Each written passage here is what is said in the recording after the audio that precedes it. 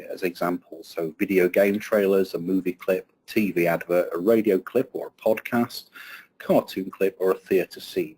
And you'll see the exhaustive list in the specification.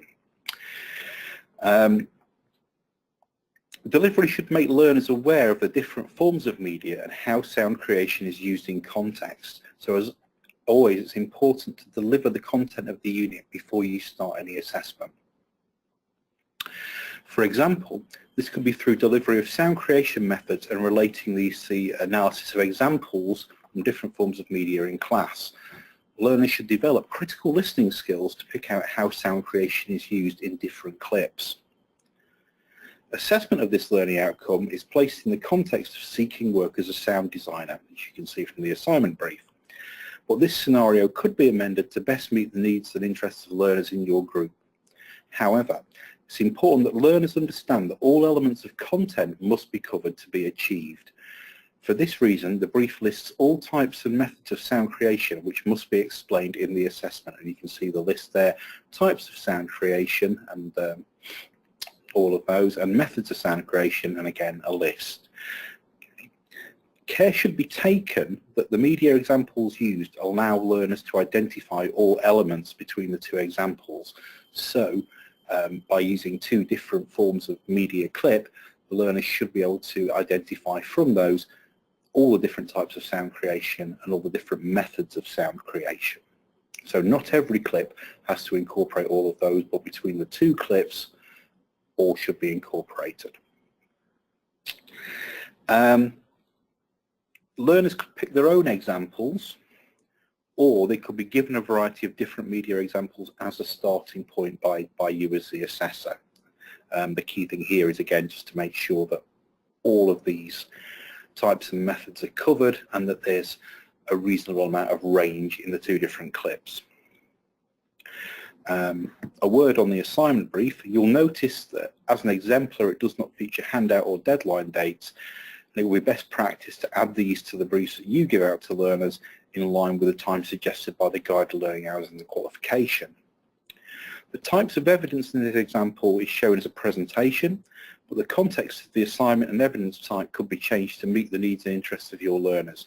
For example, a blog might be useful in allowing learners to demonstrate recorded examples of media against their commentary. Okay, so this is a shot of the specification. Note the areas of content, and again, these areas must be covered in the learner's response, so it's important that they are clearly stated.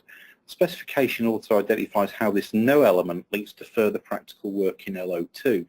So you can see the learning outcome will allow learners to identify how sound creation is used and inform planning of their own sound creation in learning outcome 2. So again, these learning outcomes are to some extent sequential. It's advised that in delivery you read through the glossary within each unit and the published delivery guide to consider content requirements in each case. Okay, super. So here we've got an example of the learner's response. This is obviously a PowerPoint that's been rendered as a PDF. This work has been graded as a merit in LO1, Level 2 merit. The learner has produced a digital presentation as an appropriate evidence form. It may have been useful for the learner to incorporate the media into the presentation, so you can see he's giving examples. He's got an example of a TV advert. It might have been useful to maybe put the video into the presentation illustratively. But the work itself is generally logically presented in terms of providing a description of the sound creation used. As required by grading, all areas of the content are covered via the use of the two examples, the movie clip and the TV advert. Types and methods of sound creation are all described, although the language of the specification is not always used in this learner's work, which weakens the submission slightly. The learner has commented using basic terms how sounds may have been created, though some of the explanations lack sufficient detail to be considered specific technical terms, although again there are some elements of this which places it into the merit descriptors. The learners commented as to how sounds are used differently in the two examples, although this could have been more explicit and structured. Wider conclusions and more detail may have allowed this learner to achieve a higher grade. So the learner is working at a merit level with some elements of distinctive work, but not enough to consistently be at that level.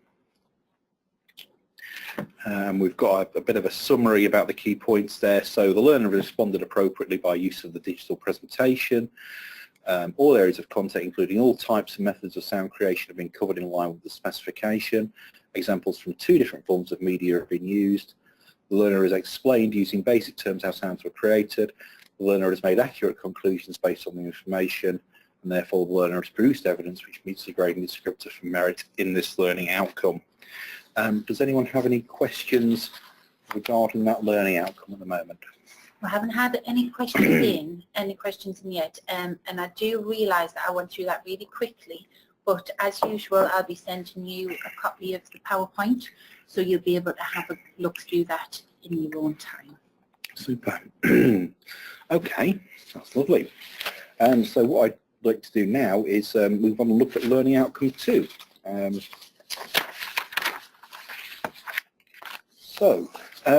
Once again, here we have the assignment brief, the exemplar brief, which is available on the NCFE website for learning outcome 2. In this learning outcome, we ask the learners to plan production of their own sound creation project based on their knowledge of types, methods and media from LO1. In this example brief, we can see that the scenario carries through from learning outcome 1 and asks the learners to produce sound creation for a short movie clip in the guise that they're going for this job as a sound designer. It's suggested that the chosen media should be between 30 seconds and 3 minutes to meet the learning outcome. The time for the project will vary according to context. For example, a 30-second game trailer may be very dense in terms of layers and production, whilst a 3-minute theatre scene may require more extended work but fewer layers. So the time is less dependent than the content in this learning outcome.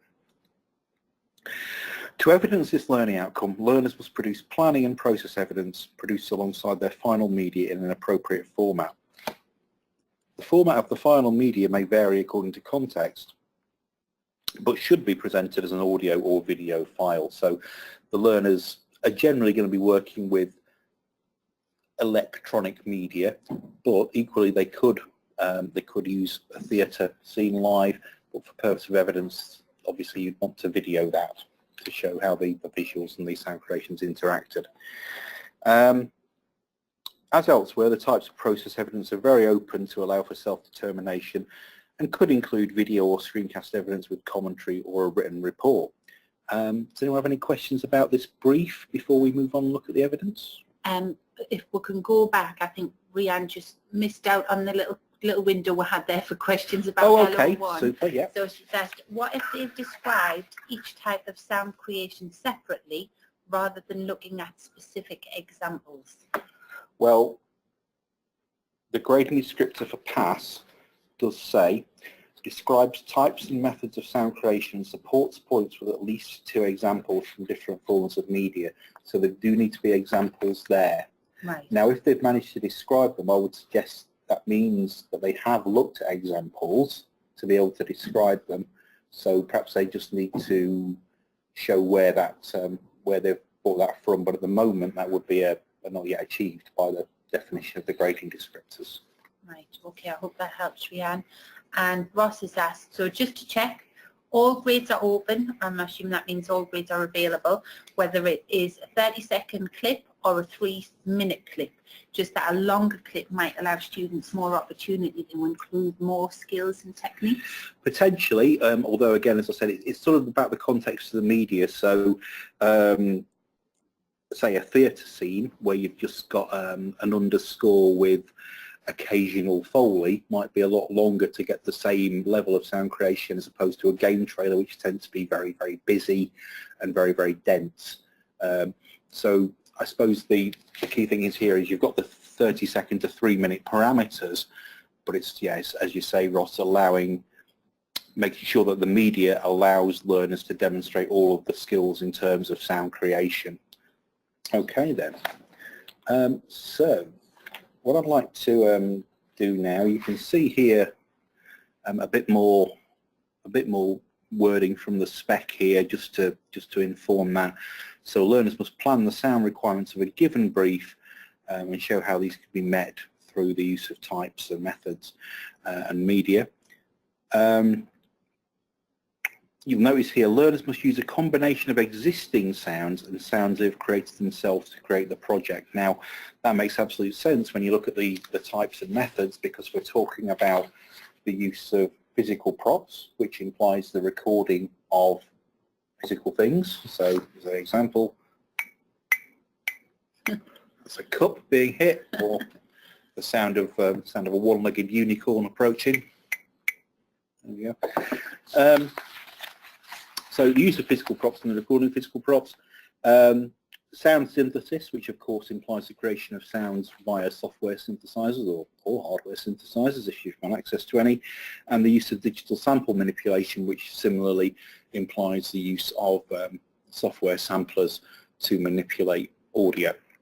Okay, so we've got here the learner's submission for LO2.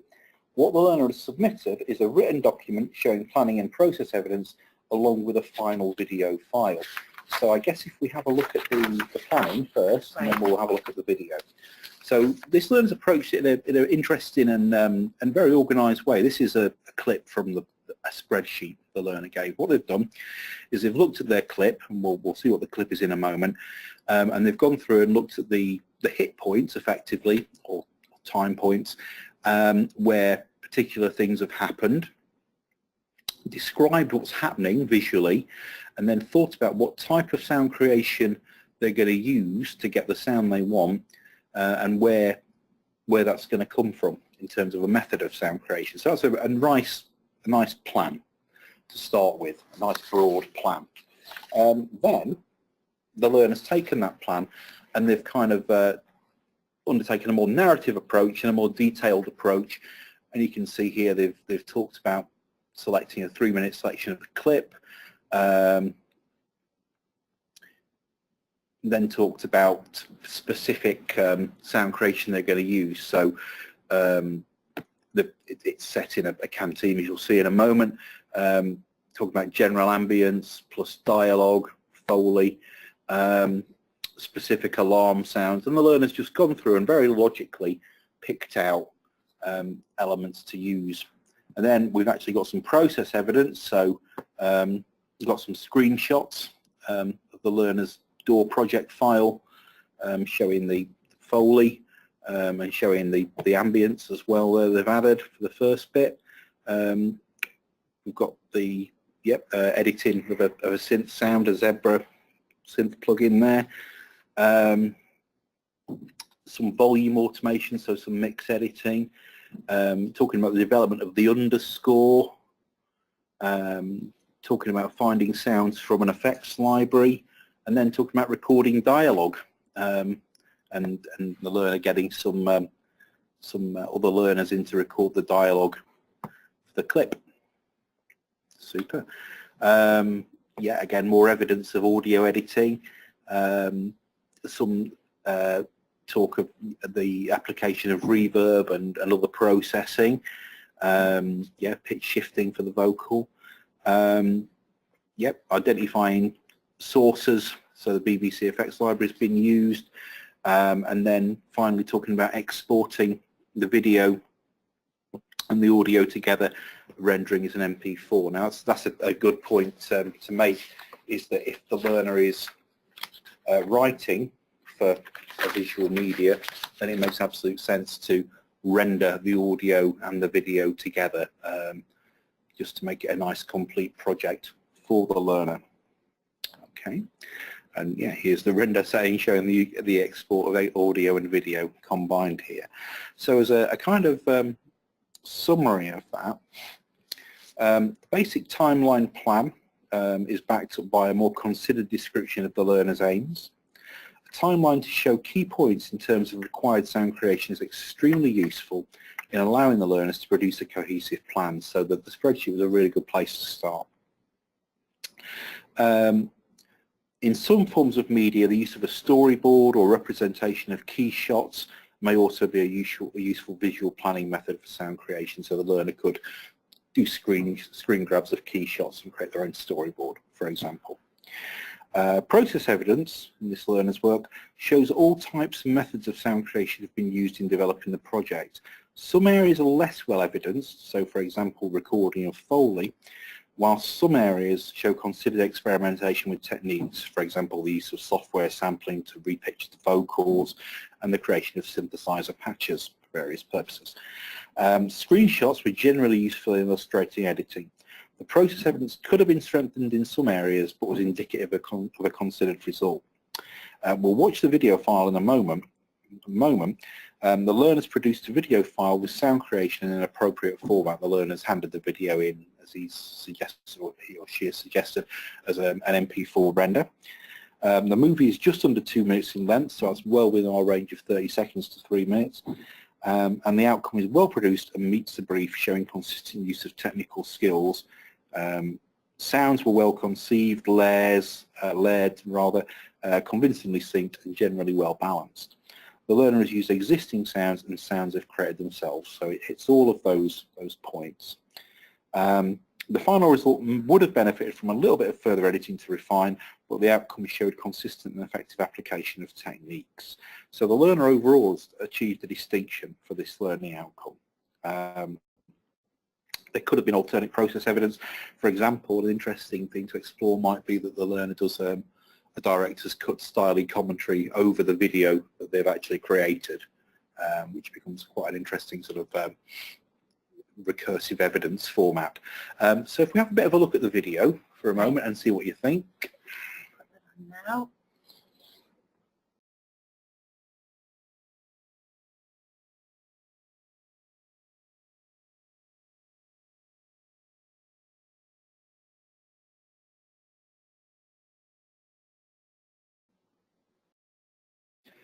Super. So that was the clip.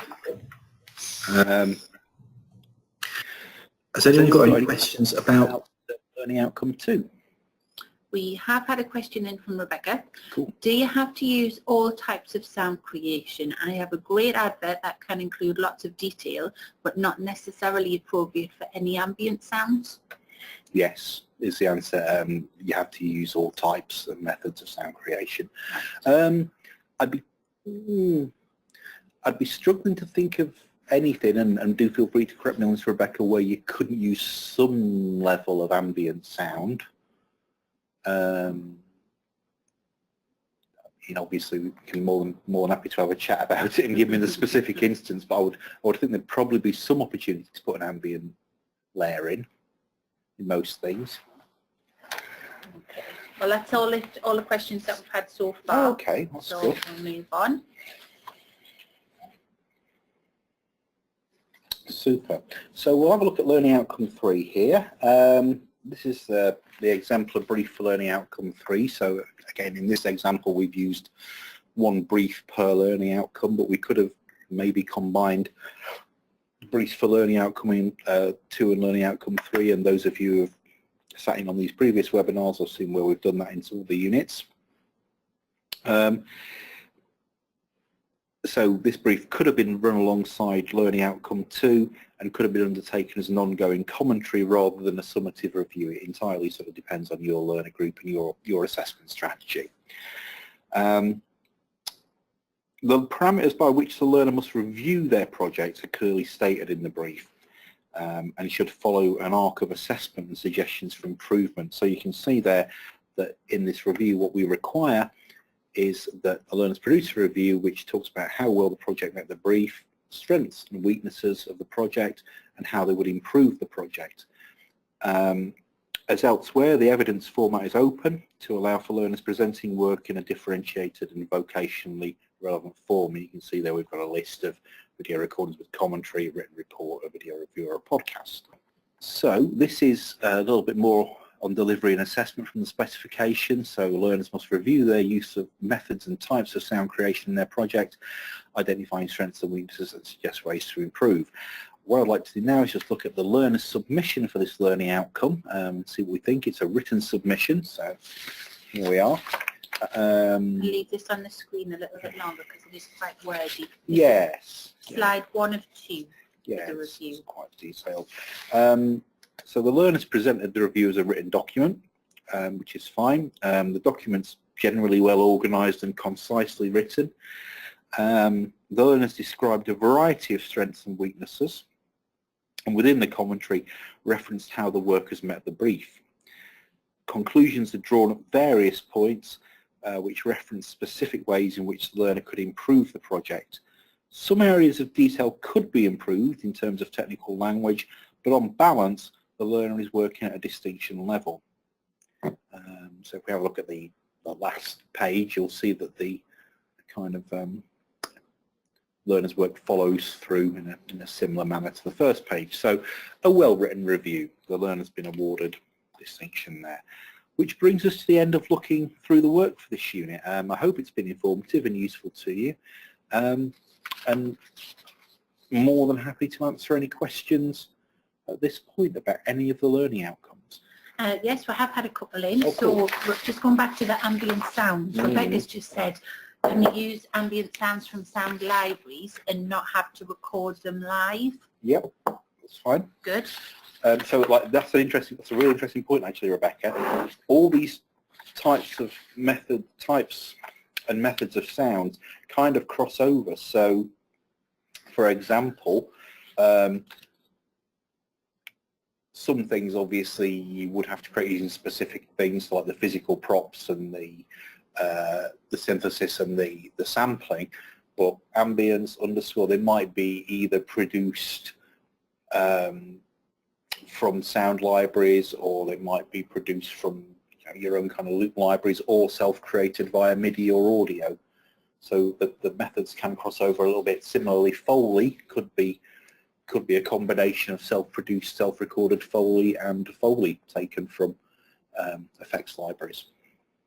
Great. And we've had 2 questions that kind of link together. So Fred said, do you suggest setting a selection of clips for the whole class? And then Rianne's asked, can the same class use the same clip? So how would you answer that one? Yeah, I would say if you can. This is for all of the LOs actually. For LO1, as we've said, the clips that are used for LO1 for the evaluation need to contain the types and methods and need to be 2 contrasting forms of media. So you could leave that open to the learners and say, go and find me 2 contrasting forms of media that contain types and methods. I wouldn't advise that. I would probably give a selection that you know to include types and methods, so you're not disadvantaging the learners by not having stuff they can analyse. For LO2, yeah, I think providing a selection of clips, because within the grading the learners are working to a specific brief, and in reality if they were working as a sound designer they would be given visual material to work to, and again we're not grading them on the visual material, we're grading on their response and sound creation to it.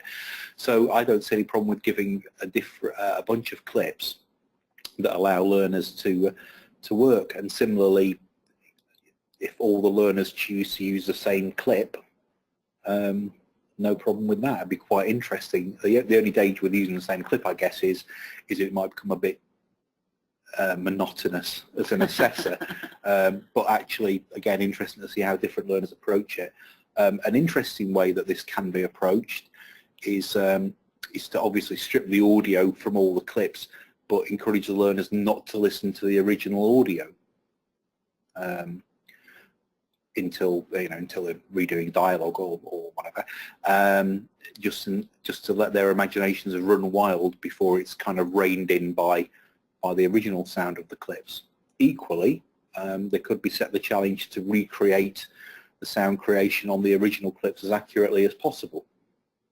So there's different ways of approaching this that offer different bits of challenge to the learners.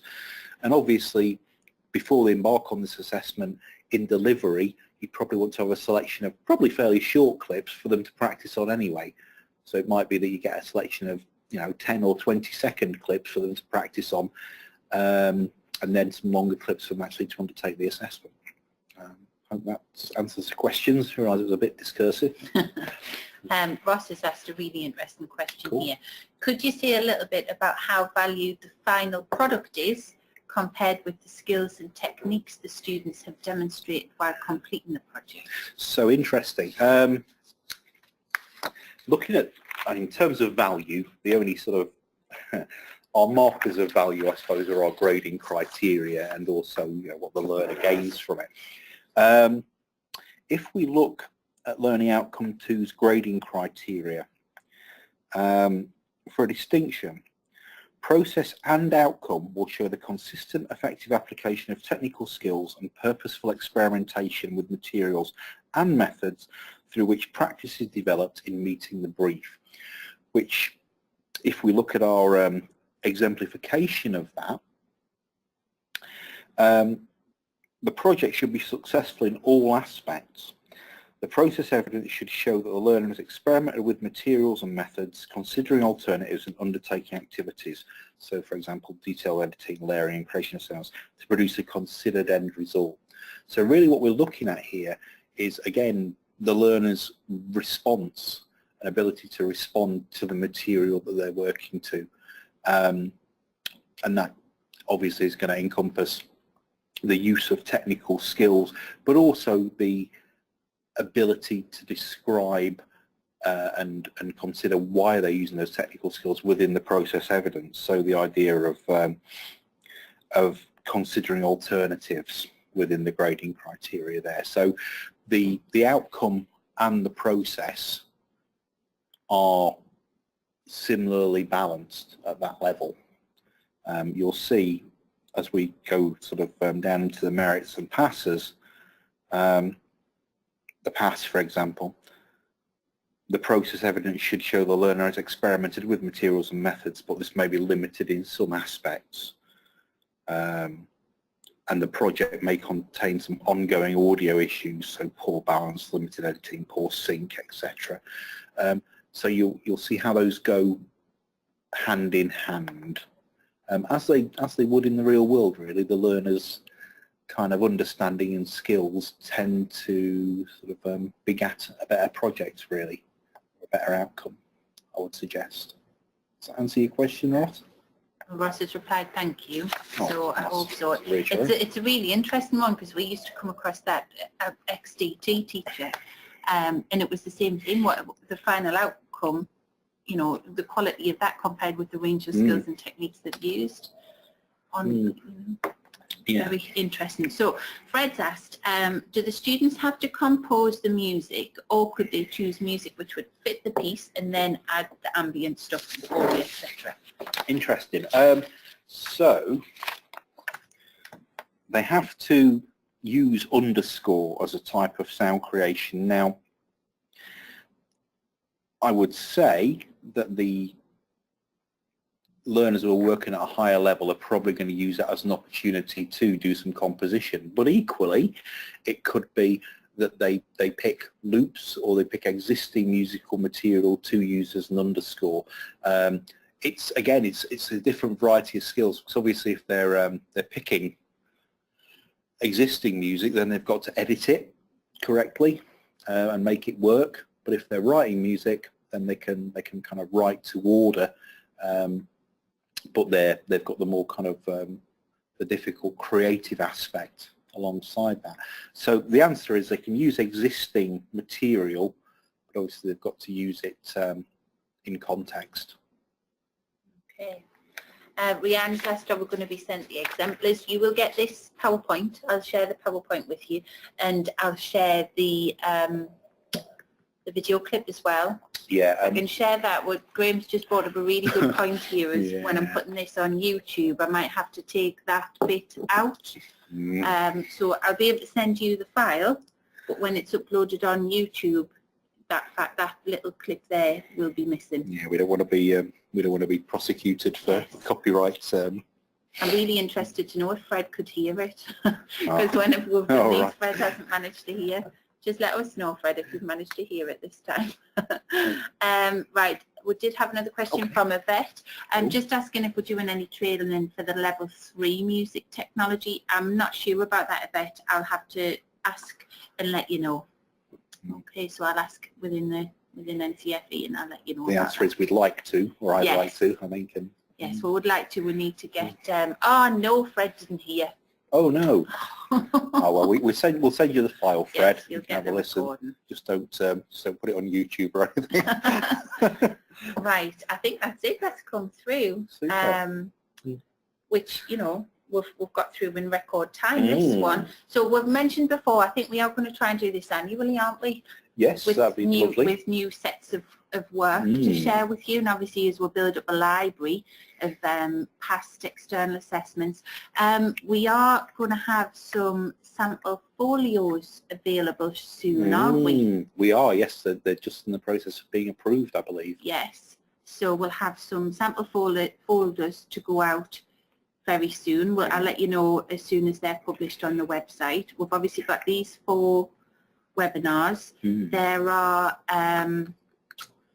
learning resources for Unit 1 available to download from the website. So we're getting there. We're building up a nice library of resources for you. We've had a question in from Ross. I appreciate that the formality would need to be different, but wondered if colleagues would feel webinar support for the practical paper and written paper would be beneficial. Right, that's what I'm going to have to look into that, Ross. This comes up every time. I know people want additional support with the external assessment, but we do have to be so careful. I'll see what I can do. I'll speak with the assessment team and see how much we can support with that. It'll be easier once we've got a bank of past papers and chief examiner reports, which I know are really well written, obviously. My advice would be, at the moment, do make use of the resources that are there for you in terms of the past papers, because we've got, well, by the end of the month, we'll have 3 live past papers for each of the practical and the written, and with my chief examiner's report, so you'll feel free to go and spot the typos in there. And obviously we've got the sample ones as well, so we've got 4 things with commentary to work through there. Obviously it's a little bit difficult discussing external assessment in many ways because it's obviously controlled. The problem I have, so we're kind of working on that, Ross, but we are working on that. Yes, so we are. We'll let you know when we've come to something that means we can do it and not do anything naughty. Yes. Leanne's asked if there'll be a webinar for the new combined level performance skills. I'm hoping to get something done but during this summer term, Leanne. Again, I'll let you know as soon as we get something scheduled. Ross is already using the past papers and audio files as well. Good. When are the results out? It's fairly certain, fairly soon. I think. End of this month. Right. I think it's the 29 or the 20th. I had this discussion with someone yesterday. There is a document on the NCFE website, which I will access for you live, that tells you all of your dates. It's on the front page of the course spec. Let me have a look for you, folks. I can tell you exactly, because I'm sure you're all waiting for those. Well, while Graham's looking for that, one thing that we are looking to do in the curriculum team, I know we're doing this to help you with standardising, is to look at possibly putting on some hub events where you could bring learner work along. We could put some samples out, if you could bring learner work along and maybe discuss with one another, do some cross-centre standardising. If anybody would be interested in hosting something like that, that would be really helpful if you want to let us know. We're trying to develop the VSET hubs just to allow you to network with peers, really. Because I think that's what people want, isn't it? A bit of reassurance. I think it's good to meet up. I do apologise. The results are actually out on the 10th, which I did know. I just got them confused with something else. Yes, so out on Friday. And they'll be announced by email to your exams officers as usual. Yeah, unless you have a portal login, in which case you'll be able to go on and have a look yourself. So if anybody is waiting for results, I hope they're good for you. Yes, I think so. Well, that's it for the questions. So thank you again for listening in, and thank you for all of your questions. The last one that we did, Unit 3, we had technical issues during that one in that it didn't record. So Graham and I have just re-recorded it now. We'll share it on YouTube. It's nowhere near as good as the original because it doesn't have all your questions. But I'll send the link out to the Unit 3 and Unit 4 as soon as I get that uploaded, and I'll send you the PowerPoint and recording as well. Okay. So thanks again for joining us. Thanks, Graham, for pulling all that together for us. Thank you very much. And any questions, actually, I'm going to put our email address on. I'm sure you've got them all by now anyway, but just in case. Okay. Right. Good afternoon, everyone. Thank you. Cheers.